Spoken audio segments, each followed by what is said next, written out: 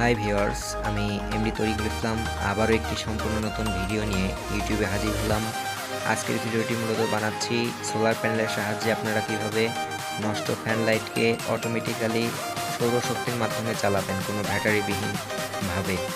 So এখনও যারা আমার ছোট্ট চ্যানেলটিকে সাবস্ক্রাইব করেননি তারা সাবস্ক্রাইব করে রাখতে পারেন। আমি বরাবরের মতো এমনই সকল ভিডিও ইউটিউবে আপলোড করে থাকি। সো বেশি বকবক না করি, আপনারা ভিডিওটি মনোযোগ সহকারে পুরোটা দেখতে থাকুন।